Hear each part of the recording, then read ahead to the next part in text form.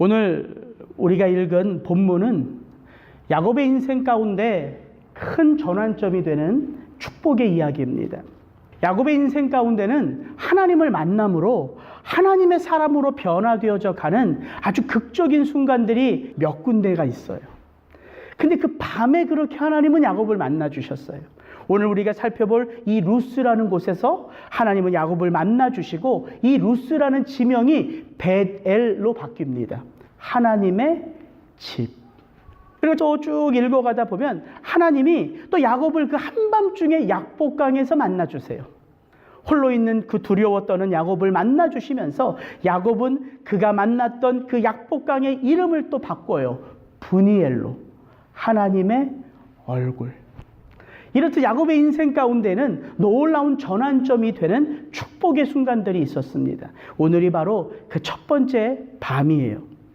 77세의 야곱이 지금까지 살아왔던 삶의 울타리를 떠나 알지 못하는 낯선 땅으로 떠나갑니다.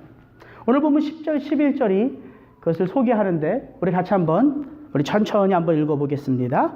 야곱이 브엘세바에서 떠나 하란으로 향하여 가더니 한 곳에 이르러는 해가 진지라.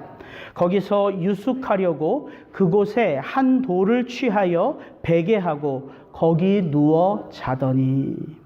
누구에게도요, 익숙한 땅을, 그 정든 환경을 떠나는 것은 쉬운 일이 아닙니다. 그것은 가족과의 이별이에요. 그리고 또한 나를 지켜주고 나의 모든 추억이 녹아져 있는 내 삶의 울타리를 떠나는 거예요. 저는 이 자리에 앉아 계신 여러분들이 그 낯선 땅으로 떠나는 그 야곱의 심정을 누구보다 잘 이해할 수 있으리라 생각돼요. 왜냐하면 우리가 다 이민자의 삶을 살아가고 있기 때문이에요. 한국에서 유학을 떠날 때만 해도 제가 이렇게 시애틀이라는 곳에서 이민 목회를 하고 있을지는 상상도 못했습니다. 이게 우리의 인생입니다. 브엘세바에서 하란까지 약 1000km예요. 그 먼 길을 떠나온 야곱은 그날 해가 저물어 한 곳에 유숙하게 됩니다.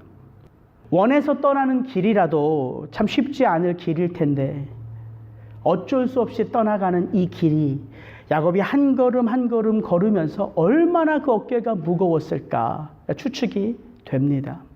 그런 그가 해가 져 더는 걷지 못하고 그 들판에서 잠을 청합니다. 그곳에 한 돌을 취하여 베개하고 거기 누워 자더니.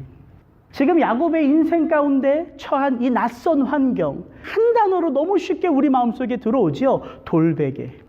돌베개 같은 삶이 야곱에게 펼쳐져 있습니다. 늘 집안의 어머니의 그 품 안에 있었던 야곱이에요.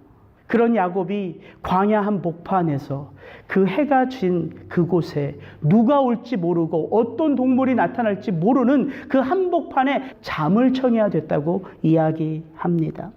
야곱이 그 돌베개를 베고 누울 때만 해도 이 밤이 하나님을 만나는 축복의 밤일 것을 감히 상상이나 했었겠습니까? 저는 오늘 본문 10절, 11절을 읽으면서 우리의 삶 가운데 기가 막히게 찾아오시는 하나님을 생각하지 않을 수가 없었어요. 하나님은 우리의 이성을 넘어서십니다. 우리가 원한다고 해서 꼭 만날 수 있는 하나님은 아니세요.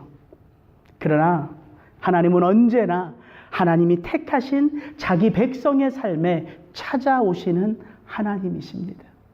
하나님이세요. 오늘 이 야곱의 인생 가운데 찾아오신 그 하나님이 바로 저와 여러분이 만났던 하나님이고요. 또한 저와 여러분이 만나야 할 하나님이십니다. 저는 오늘 본문을 묵상하면서 우리의 인생 가운데 찾아오시는 그 하나님에 대해서 생각해 보게 됩니다. 첫 번째, 하나님은 정확한 타이밍에 우리를 만나 주십니다. 하나님은 우리를 만나 주시는데 언제 만나 주시냐면 만나야 될 그 정확한 타이밍에 만나 주세요. 야곱이 돌베를 베고 누운 이 타이밍이 야곱이 하나님을 만나야 할 때인 것입니다. 우리가 언제 하나님을 필요로 하는지, 우리가 어떤 상황 속에서 하나님을 만나야 하는지, 그 시간과 공간과 상황을 택하시는 분은 하나님이세요. 하나님이 그 정확한 타이밍을 아시고 찾아오십니다. 목회를 하고 나서 기도도 하고 말씀 준비하는 시간도 필요하지만 사람을 참 많이 만나요. 목사들이 성도님들을 만나서 여러 이야기를 나눌 때 가장 재밌게 나누는 이야기, 하나님을 그분이 어떻게 만났는지를 들을 때예요. 그게 제일 재밌습니다. 그리고 그게 제일 의미가 있습니다. 왜일까요?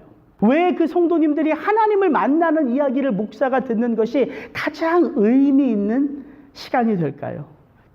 그 성도님들이 하나님을 만난 그때가 하나님을 가장 필요로 한 때인 것을 저마다 다 고백하기 때문이에요. 하나님을 만나니까 내가 만났던 그때가, 그 순간이, 그 상황이 내가 정말 하나님을 필요로 할 때인 것을 다 같이 고백하세요. 하나님을 만난 삶의 정황들은 다 다릅니다. 그러나 한결같은 고백은 그때 하나님이 나를 만나주시지 않았다면 목사님, 제가 아마 목사님 못 뵀을 거예요. 이런 고백을 똑같이 하세요. 하나님을 언제 만난다고요? 하나님이 가장 필요할 때. 하나님이 바로 그 인생을 찾아오신 것입니다. 문득 제가 이런 질문이 제 안에 들더라고요. 어떻게 그 수많은 사람들의 인생 가운데 어떻게 그들이 가장 하나님을 필요로 하는 바로 그때에 정확하게 그들을 찾아가셔서 만나실 수 있을까? 이런 질문이 제 안에 드는 거예요. 어떻게 그게 가능할까요? 하나님 마음속에 그분이 항상 있었기 때문이에요. 다른 일 하시다가 어쩌다 한번 둘러보시고 형욱이가 나를 필요로 하는구나 찾아가신 게 아니라 하나님의 마음속에 늘 택함을 입은 그 영혼 한 사람 한 사람이 하나님의 마음속에 있었고 바로 이때 내가 찾아가면 저가 마음을 열고 나를 맞이할 것을 하나님이 정확하게 아시기 때문입니다. 그래서 구원은 하나님으로부터예요. 하나님으로부터 우리의 구원은 시작되고 하나님 안에서 우리의 구원은 완성됩니다. 그럼 그 구원의 동기는 뭘까요? 우리를 당신의 마음속에 늘 채우시는 하나님의 사랑입니다. 하나님의 사랑이에요. 하나님이 저와 여러분들을 사랑하세요. 저와 여러분이 하나님 앞에 정말 사랑할 만한 짓을 할 때도 하나님은 여러분을 지켜보시고 우리가 하나님을 배신할 때에도 우리가 하나님이 원치 않는 삶을 살아가고 있을 때에도 하나님은 끊임없이 우리와 함께 하세요. 그게 하나님의 사랑입니다. 야곱은 지금 하나님을 만날 준비가 되어 있지 않아요. 야곱에게는 지금 하나님 보시기에 흡족할 만한 삶의 행위가 있지 않습니다. 아버지를 속이고 형의 분노를 피하기 위하여 아내를 얻겠다는 핑계로 급히 떠나는 하란으로 가는 이 긴 걸음 속에 야곱의 마음속은 두려움으로 채워져 있을 뿐이에요. 그런 그가 하나님을 만납니다. 그에게 하나님이 필요하시기 때문에. 저는 저와 여러분의 인생 가운데에도 하나님이 그렇게 우리를 구원하실 정확한 타이밍 속에 우리를 찾아오신다고 믿어요. 그게 시간과 공간의 주인 되신 하나님이십니다. 하나님의 역사는 보이지 않아도 하나님은 일하고 계세요. 우리 다은이가요, 불현듯 훌쩍 컸어요. 이제는 쟤를요, 학교에 그냥 데려다 주기만 하면 돼요. 데려다 주고 데리고 와야 했거든요. 이제 3학년이 돼서 데리러 가지 않아도 돼요. 자기가 혼자서 걸어올 수 있어요. 이번 주 동네 산책을 하면서 문득 다은이를 생각하면서 야, 이제 내가 더는 다은이랑 같이 학교에서 오지 않는다고 생각하니까 이게 묘하게 아쉬운 거예요. 다은이를 데리고 오면서 야, 학교에서 어떤 일이 있었어? 그리고 서로 밀고 당기고 막 장난하면서 이제 오면 금세 집까지 도달하거든요. 이제 그런 일들이 다 추억 속에 있다고 생각하니까 이게 못하게 좀 아쉽더라고요. 그러나 분명 그 시간 속에서 하나님은 다은이를 자라게 하셨어요. 또 우리 집 주변에 독버섯이 이번 여름에 한참 꽃을 폈거든요. 제가 볼 때마다 그 독버섯을 뽑았어요. 그러나 뽑아도 계속 나는 거예요. 어떤 분이 세제물을 뿌리면은 그 독버섯이 사라진대요. 그래서 제가 몇 바퀴에서 세제물을 풀어가지고 그 독버섯을 뿌렸거든요. 그냥 몇 주 지나니까 온 뒷마당이 전체 독버섯으로 가득해요. 그래서 제가 결심했어요. 뒷마당에를 나가지를 말자. 그 꼴 안 보면 그만이다. 내가 뭐 이렇게 저 독버섯과 싸울까? 그러고 씨름하면서 안 나가기로 결심을 했어요. 그리고 이번 주에 뒷마당에 갔는데 독버섯의 자취가 없어요. 겨울이 다가오니까 그 독버섯이 다 말라서 사라진 거예요. 저는 이번 주 제가 경험한 이 두 가지 일들, 다은이가 부쩍 자랐고 올여름 한참 씨름을 했던 독버섯이 사라진 것을 보면서 하나님은 이 시간에 방관자가 아님을 너무 깊이 체험했습니다. 이 시간의 주인이 하나님이세요. 우리의 눈에 그분이 일하심이 보이지 않지만 그분은 일하고 계세요. 어떤 것은 잘하게 하시고요. 어떤 것은 소멸하세요. 그래서 이 시간의 주인이 하나님이시라고요. 그래서 우리의 구원도 이 시간의 주인 되신 하나님의 손에서 정확하게 빚어져 가고 있다는 거예요. 오늘 야곱의 삶이 바로 그 구원의 시작을 우리에게 말해주는 것입니다. 야곱이 꿈을 꾸죠. 우리 12절부터 15절 같이 한번 읽습니다. 꿈에 본즉 사닥다리가 땅 위에 섰는데 그 꼭대기가 하늘에 닿았고 또 본즉 하나님의 사자가 그 위에서 오르락 내리락 하고 또 본즉 여호와께서 그 위에 서서 가라사대 나는 여호와니 너의 조부 아브라함의 하나님이요 이삭의 하나님이라 너 누운 땅을 내가 너와 내 자손에게 주리니 내 자손이 땅의 티끌같이 되어서 동서남북에 편만할지며 땅의 모든 족속이 너와 내 자손을 인하여 복을 얻으리라. 내가 너와 함께 있어 내가 어디로 가든지 너를 지키며 너를 이끌어 이 땅으로 돌아오게 할지라. 내가 내게 허락한 것을 다 이루기까지 너를 떠나지 아니하리라 하신지라. 구약시대의 꿈은요, 하나님의 계시였어요. 하나님은 구약의 백성들을 인도하실 때 꿈으로 나타나셔서 환상 가운데 나타나셔서 그들에게 말씀하시고 그들의 삶을 인도하시는 하나님으로 자주자주 등장하셨습니다. 아브라함에게도 하나님이 언약을 맺으실 때 아브라함을 재우셨어요. 야곱의 아들 요셉도 그 원대한 하나님의 비전을 꿈을 꾸어서 받았어요. 오늘 야곱도 그 하나님을 어떻게 만나냐면 그 돌베개를 베고 누워 잠들었을 때라는 것이지요. 하나님은 야곱의 꿈을 통해서 야곱에게 무엇을 도전하시는가? 그의 마음 심령 속에 믿음을 심으시는 거예요. 믿음. 하나님이 우리의 인생 가운데 왜 우리를 만나주시는가? 믿음을 심어주시기 위하여 하나님은 우리를 정확한 타이밍에 찾아오셔서 만나주시는 거예요. 하나님이 야곱에게 주신 꿈은 너무나 유명합니다. 야곱의 사닥다리 꿈이에요. 야곱이 잠들었는데요, 사닥다리 하나를 봐요. 근데 이 사다리가 땅에서부터 시작해서 하늘 끝까지 다 있어요. 근데 그 사닥다리에 천사들이 오르락 내리락 하고 있어요. 근데 진짜 놀라운 건 그 사다리의 끝에 하나님이 계신다는 거예요. 그리고 하나님이 야곱에게 말씀하십니다.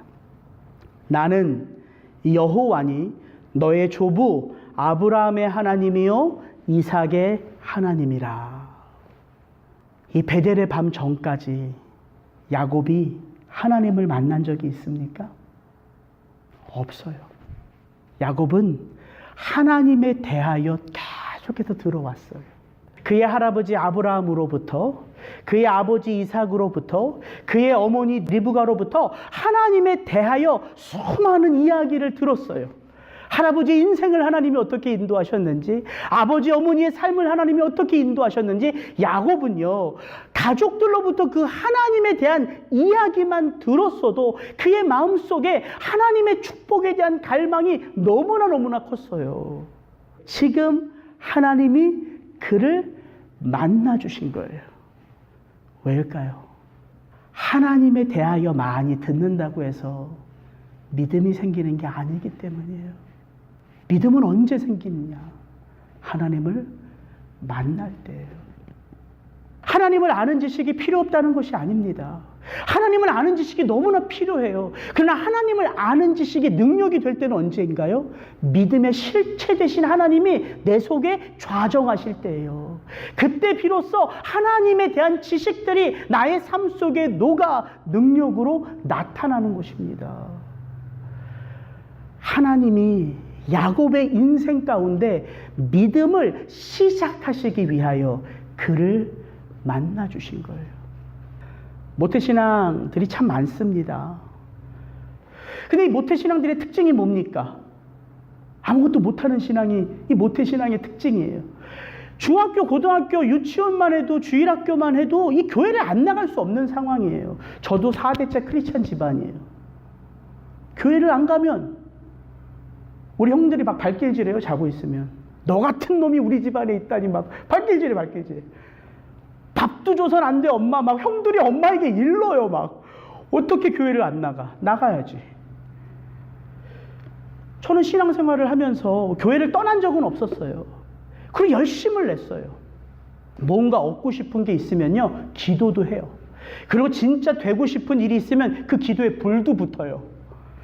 어머님을 따라서 철야도 가고요. 부흥에 빠지지 않습니다. 새벽 기도에 가요. 저 재수탐수할 때 40일 특세하시는 어머님 따라서 40일 채우지는 못했지만 자주 따라다녔어요. 사람들이 보면요, 야, 쟤는 참 믿음 참 대단해, 이렇게 말을 들을 수는 있어요. 그러나 제 삶 속에 그 믿음은요, 실체는 아니었어요. 그게 모태신앙이에요. 어머니 아버지의 신앙이 실체가 되기 위해서는 나도 인격적으로 그 하나님을 만나야 될 때가 필요해요. 그때가 저에게는 언제였냐면 군대 가서 마치 야곱처럼 돌베개를 비고 누워있을 때였어요.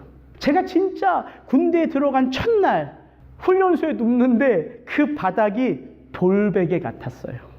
저는 내 인생의 돌베개란 제목을 무엇을 생각하고 제목을 졌냐면 그때 제 군대에서의 첫날 밤이었어요. 그 첫날 밤. 많은 청년들이 대학교를 가면요, 교회를 드문드문 가요. 이제 엄마 아빠가 타치 못하거든요. 집을 떠나왔기 때문에. 그리고 이제 시험 기간이 되고 좀 바쁘면요, 교회를 안 가도 되는 줄 알아요. 처음에는 좀 두려운데 한두 두 주 빠지면 내게도 아무 일이 일어나지 않으면 그냥 안 가도 되나 보다. 그러다 직장 들어가잖아요. 그 받은 스트레스 때문에 교회 가는 걸 잊어버려요. 그럼 교회는 내가 그냥 예수 그리스도 안에서 교회야 이러면서 굳이 주일날을 지키려고 교회를 가는 것에서 점점 멀어진 삶을 살아요. 그러다가 청년들이 교회를 나오는 애들이 있어요. 상담을 해보면 어느 때일까요? 인생의 돌베개를 만날 때예요. 사랑하는 사람과 헤어졌거나 직장을 옮겨야 할 때거나 혹은 직장에서 그냥 레이오프를 당했을 때, 그래서 도대체 이 내 인생 가운데 닥친 이 돌베개 같은 인생이 어디서부터 시작해야지만 내가 새로운 길을 걸어갈 수 있을까? 내가 누구를 다시 사랑할 수 있을까? 이런 마음의 두려움이 생기면 이들이 그 어렸을 때 갔던 교회, 아버지 엄마가 그렇게 자기를 위해서 기도했던 그 예수님을 찾게 돼요. 그래서 교회를 나오는 청년들이 많습니다. 근데 그런 청년들이 한결같은 공통점이 있어요. 뭐냐면 진지하게 예수가 누군지를 알고 싶어 해요. 그러니까 제가 이런 생각이 들어요. 그렇게 어려서부터 설교를 통해서 부모님을 통해서 그렇게 예수에 대해서 많이 들어왔지만 그 예수의 실체되는 믿음에 대해서는 그렇게 관심이 없었던 거예요. 그러나 그들이 인생의 돌베개를 만나니까 그들 속에 심겨져 있는 믿음이 이제 비로소 워킹하기 시작하는 거예요. 그래서 진짜 예수님이 어떤 분이신가, 내 인생에서 그분이 어떻게 나의 삶을 새롭게 인도하시는가 눈이 떠지는 거죠. 그래서 진지하게 예수 그리스도를 만나고 싶어 합니다. 오늘 하나님이 야곱에게 그것을 이루어 가시는 거예요. 그의 마음속에서 그렇게 오랫동안 들어왔던 우리 할아버지의 하나님, 우리 아버지의 하나님으로 하나님이 야곱에게 계시하세요. 내가 너의 아버지 이삭의 할아버지 아브라함의 하나님이다 라고 말씀하세요. 이제 야곱에게는 내게 말씀하시는 이 하나님이 내 믿음의 실체인 것을 깨닫기 시작하는 거죠. 하나님이 야곱에게 하신 축복은, 이게 축복이에요? 복잡해 보이지만 이 축복을 정리하면 단순해요. 다 이루기까지 내가 너와 함께 하리라. 이거예요. 너 놓은 땅을 내가 너한테 줄 거야. 너를 통해서 태어나는 자손들을 통해서 이 온 세상이 너의 그 자손들을 통해서 복을 받을 거야. 너 안전하게 이 땅으로 돌아올 거야. 여러 가지 축복을 말씀하시지만 그것을 한 단어로 정리하면 이 모든 것을 다 이룰 때까지 내가 너와 함께 하리라. 이 단어가 뭐예요? 내가 너와 함께 하리라. 이것을 한마디로 임마누엘이라고 하잖아요. 임마누엘의 하나님을 야곱이 만난 거예요. 여러분, 우리의 삶 가운데 하나님이 함께 하심이 곧 축복이에요. 하나님이 함께 하심이 곧 보호고 인도함이라는 거예요. 그 하나님이 내게 모든 것이에요.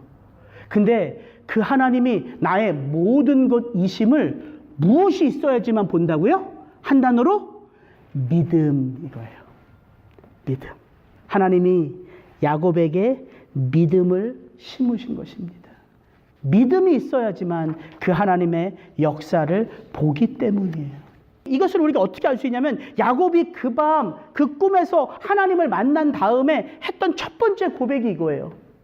야곱이 잠이 깨어 가로되 여호와께서 과연 여기 계시거늘 내가 알지 못하였도다.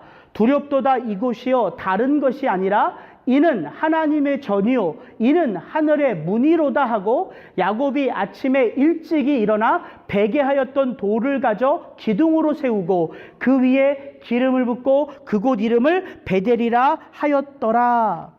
여러분, 지금 야곱이 이 하나님의 놀라운 임재를 발견한 여기가 어디예요? 해가 져서 더는 가지 못하고 돌베개를 취하여 누워 있었던 바로 그곳입니다.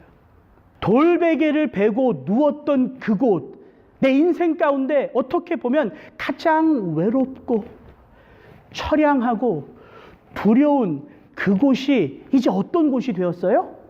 하나님이 여기 계시거늘, 하나님이 계시는 하나님의 집이라는 거예요.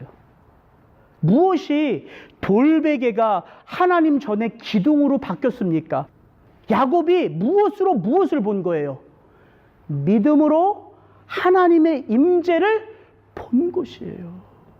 왜 우리가 이 땅을 살아가면서 믿음으로 살아가야 되냐면 그 믿음만이 우리의 삶 속에 하나님의 역사를 볼 수 있기 때문이에요. 그 믿음만이 이 고통스러운 이 돌베개 같은 나의 인생 가운데 하나님이 변함없이 나를 사랑하시고 나와 함께 하심을 인내할 수 있기 때문이에요. 여러분, 소망이요, 믿음 안에서 나와요. 소망이 우리로 인내하게 하잖아요. 그 절망스러운 상황 가운데서도 소망이 있는 자들은 그 절망스러운 상황을 넉넉하게 인내할 수 있는데 그 소망이 바로 믿음에서 나온다고요. 그래서 믿음, 소망, 사랑은 항상 있을 것인데 그 중에 제일은 사랑이라. 왜?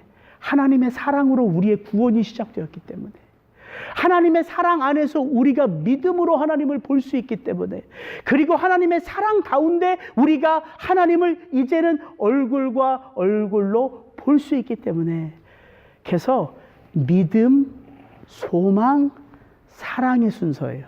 이게 바뀌지 않습니다. 그리고 그 중에 제일은 사랑이에요. 사랑 안에 믿음이 있고 사랑 안에 소망이 있는 것입니다.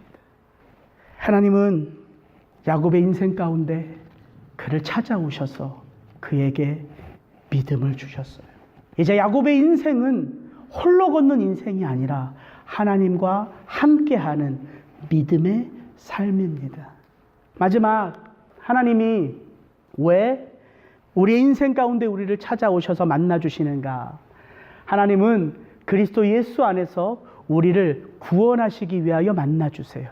하나님이 정확한 타이밍에 우리를 찾아오셨습니다. 우리에게 믿음을 주셔서 하나님의 역사를 보게 하세요. 그리고 그 끝은 무엇이냐면 바로 그 믿음을 통해서 우리의 구원을 완성하는 거예요. 그렇다면 우리의 구원이 어떻게 완성되는가? 바로 이 사다리의 비밀이 있습니다. 야곱의 사다리가 무언지를 성경은 우리에게 게스하라고 말하지 않아요. 이 사다리가 도대체 무엇인지 생각해보라고 말하지 않아요. 그러면 사다리가 어디에 있습니까? 하늘과 땅을 잇는 것이 사다리예요. 뭘 말합니까? 하늘의 삶이 있고요, 땅의 삶이 있다는 거예요. 우리 성도는 땅에 살지만 어떠한 능력으로 살아요? 하늘의 능력으로 사는 사람이 성도입니다. 그래서 바울이 말하는 거예요. 우리의 시민권은 하늘에 있다. 우리는 하늘에 속한 자다. 그렇다면 우리가 이 땅을 믿음으로 살아갈 때에 이 하늘과 땅을 잇는 이 사다리가 무엇인지를, 이 실체가 무엇인지를 아는 게 우리 믿음의 실체인 거예요. 그러니까 성경은 이 믿음의 실체를 게스하고 생각하라고 말하지 않죠. 너무나 중요한 본질인데. 그래서 요한복음 1장에서 이 사다리가 무엇인지를 말씀해 주세요. 누가? 예수님이 말씀해 주세요. 이게 요한복음 1장 45절부터 51절인데, 빌립이 나다나엘을 찾아 이르되 모세가 율법에 기록하였고 여러 선지자가 기록한 그 일을 우리가 만났으니 요셉의 아들 나사렛 예수니라. 나다나엘이 가로되 나사렛에서 무슨 선한 것이 날 수 있느냐. 빌립이 가로되 와보라 하니라. 예수께서 나다나엘이 자기에게 오는 것을 보시고 그를 가리켜 가라사대 보라, 이는 참 이스라엘 사람이라. 그 속에 간사한 것이 없도다. 나다나엘이 가로되 어떻게 나를 아시나이까? 예수께서 대답하여 가라사대 빌립이 너를 부르기 전에 내가 무화과 나무 아래 있을 때에 보았노라. 나다나엘이 대답하되 랍비여, 당신은 하나님의 아들이시요 당신은 이스라엘의 임금이로소이다. 예수께서 대답하여 가라사대 내가 너를 무화과 나무 아래서 보았다 함으로 믿느냐. 이보다 더 큰 일을 보리라. 또 가라사대 진실로 진실로 너희에게 이르노니 하늘이 열리고 하나님의 사자들이 인자 위에 오르락 내리락 하는 것을 보리라 하시니라. 네, 오늘 우리가 읽었던 야곱의 꿈에 그 천사들이 그 사다리 위를 오르락 내리락 하는 것과 똑같은 모습을 예수님이 마지막 장면에 이야기하세요. 사다리 대신에 뭐가 들어가 있습니까? 하늘이 열리고 하나님의 사자들이 인자 위에 오르락 내리락 하는 것을 보리라. 그러면서 그걸 뭐라고 말해요? 더 큰 일이라고 말해요. 더 큰 일. 그럼 이 더 큰 일은 누가 보는 거예요? 45절부터 51절까지는 예수님이 제자들을 택하시고 특별히 빌립과 나다나엘을 택하시며 말씀하신 장면이에요. 빌립과 나다나엘이 예수님의 제자로 부름을 받았어요. 부름을 받았어요. 이제 그들에게 예수님이 믿음을 심으실 거예요. 그리고 믿음이 심겨진 빌립과 나다나엘은 앞으로 어떤 일을 본다고요? 더 큰 일을 본대요. 그 더 큰 일이 뭐예요? 그로 시작된 구원을 완성케 하시는 예수 그리스도의 사역이에요. 그게 더 큰 일이에요. 하나님은 창세기 28장 야곱의 스토리 속에 우리의 구원이 어떻게 일어나는지를 말씀하고 계세요. 우리의 구원이 하나님이 찾아오셔서 나로 그 하나님을 받아들이는 믿음을 주시고 그 믿음 안에서 하나님의 역사를 보면서 나의 삶 속에는 더 크고 놀라운 하나님의 완성된 구원을 향하여 나의 삶이 끊임없이 하나님의 형상으로 빚어져 가고 있다는 것을 하나님은 창세기 야곱의 이야기 속에 우리 구원의 이야기를 담아 놓으신 거예요. 다른 이로서는 구원을 얻을 수 없나니 천하 인간의 구원을 얻을 만한 다른 이름을 우리에게 주신 일이 없음이니라. 예수께서 말씀하세요. 내가 곧 길이요 진리요 생명이니 나로 말미암지 않고는 아버지께로 올 자가 없느니라.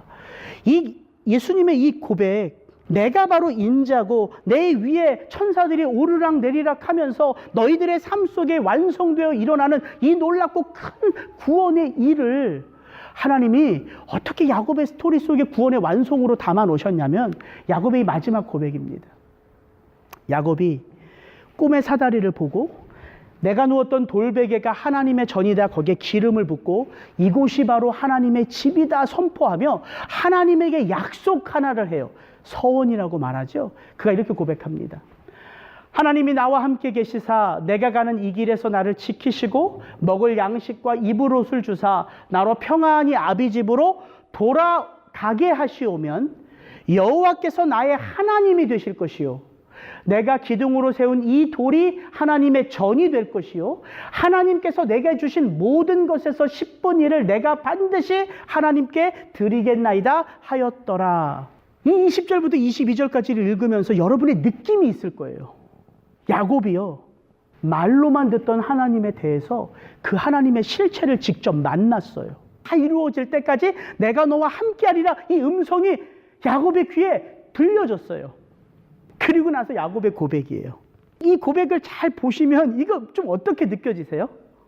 많은 목사님들이 이거 되게 야곱 이거 웃긴 놈이네 이거 이런 뉘앙스로 이 대목을 봐요. 왜냐하면 이 대목 속에서 하나님이 어떻게 하나님이 되세요?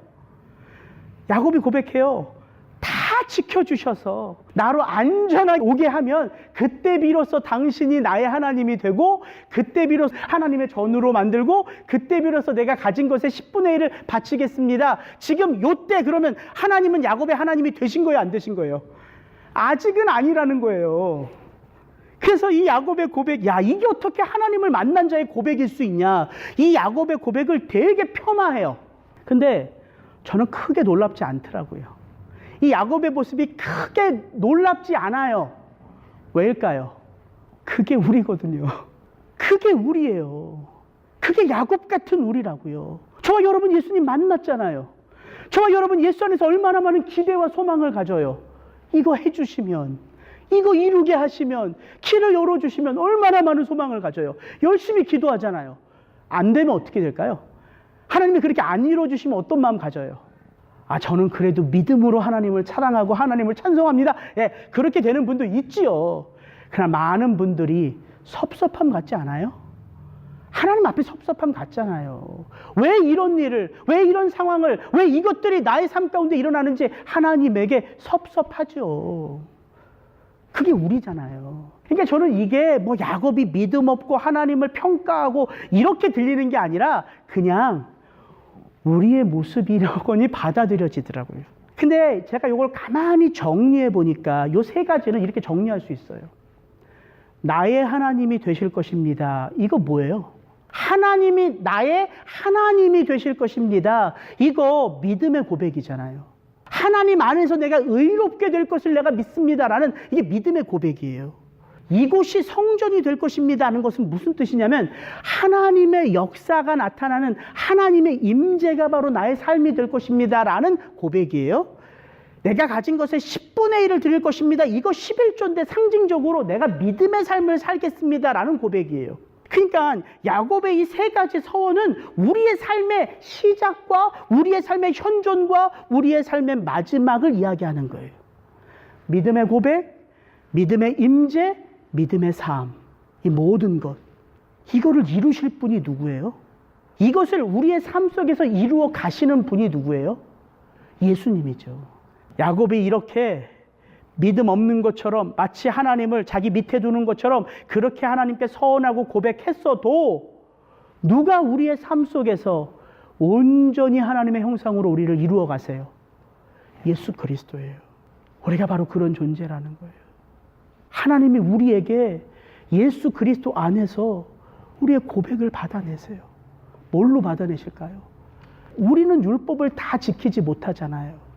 우리는 율법을 온전히 지키지 못해요. 그래서 누가 우리 대신에 죽어요? 율법을 온전히 지키신 예수 그리스도라고요. 예수님이 죽었는데 그의 죽음은 율법을 온전히 지키신 분의 죽음이에요. 그가 하나님께 드려졌어요. 그 예수님이 하나님께 드려지심으로 말미암아 이제 우리가 뭐가 돼요? 그분이 하나님께 드려짐으로 말미암아 우리가 하나님이 거하시는 전이 되지요. 그래서 예수의 영이 우리 속에 거함으로 우리가 하나님의 임재 속에 살아가는 하나님의 전으로 살아가요. 우리의 삶 속에 때때로 넘어지고 때때로 불손하고 때때로 하나님의 마음을 아프게 하지만 우리의 삶의 방향성은 이제 어디로 향해요? 저 천국을 향하죠. 방향성이라고 말씀드렸어요. 구원받은 하나님의 백성들의 방향성. 이 방향성은 우리가 넘어지고 쓰러져도 구원의 시작이 여기라면요. 구원의 완성이 여기라면요. 우리의 시간은요. 계속 이렇게 가는 거예요. 이렇게 가다가요. 우리가 저 밑바닥으로 떨어져요. 올라가요. 떨어져요. 올라가요. 그럼 어디를 향하여 가고 있어요?